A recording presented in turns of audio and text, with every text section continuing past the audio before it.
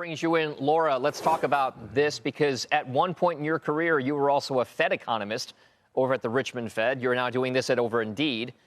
Do you look at the numbers that for job postings and say that this kind of evidence is a good proxy, at least correlatively, to what jobs data could show? Is the Indeed number going to be something that we have to scrutinize more because it is indicative of the job economy?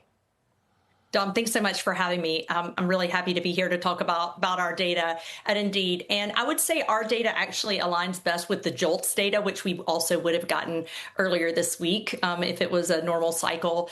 So we're seeing that that our job posting index is at 101.7 nationally, which means that job postings are 1.7% higher than they were pre-pandemic. I will point out, though, that measure declined 0.8% in October, but it declined 2.3% in September. So the decline was a bit less sharp in October.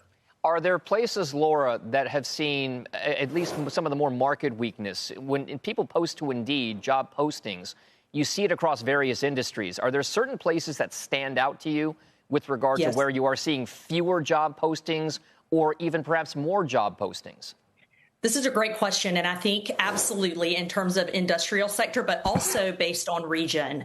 And so if you look at our postings index, for example, healthcare postings remain strong in a lot of fields. So do things like security.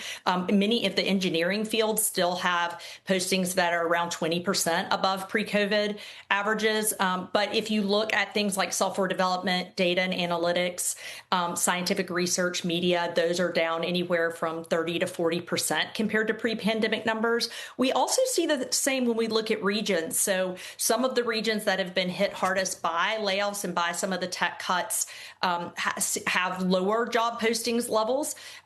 And as does Washington, D.C., which has had major cuts this year, obviously, to funding. But if you look at states like Idaho, Tennessee, the Carolinas, those states remain well above their pre-pandemic norms. Steve, one of the conversation points we had yesterday with Challenger Gray and Christmas and also Evan Sohn was the idea that artificial intelligence could be one of the drivers behind some of the job transition dynamics we're seeing.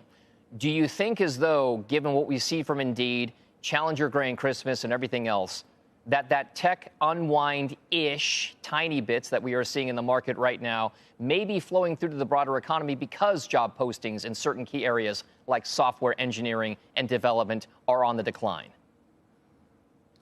So the way I'm thinking about it now, and I'm learning as we go, Dom, is this.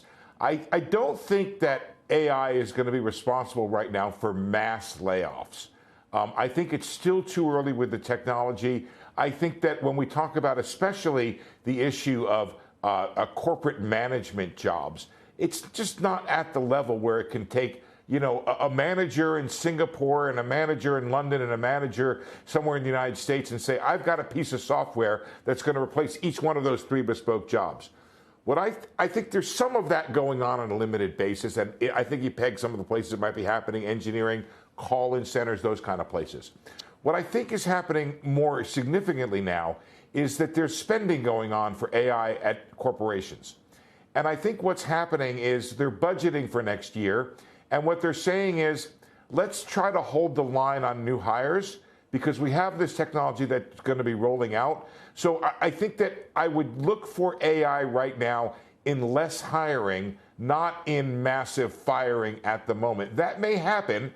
I'm still a little bit skeptical about that happening relatively soon. It may happen, but I think right now it's a hold the line thing, and I think it's part of the issue when we have this low fire, low hire environment that we have right now. I think that's part of it. I think tariffs are a big part of it. I also, you know, the uncertainty that's out there. I think those are some of the issues that make it a low hire environment. And I just want to say, underscore what Laura said. The Indeed data is very good, or doing as good a job as we have at replacing that JOLTS data that looks at the dynamics in the workforce more than the absolute level of hiring that may be out there. All right, Laura, we're going to give you the final word here. Just how much visibility as an economist do you have, given the data that you see at your employer, at Indeed, into what the jobs market and economy could look like in the next 6 to 12 months?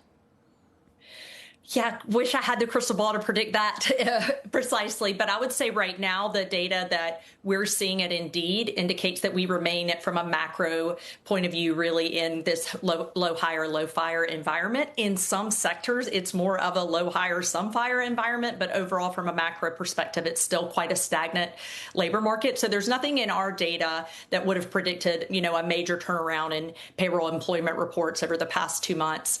And going forward, there's nothing in our data that indicates that we should expect anything different tomorrow.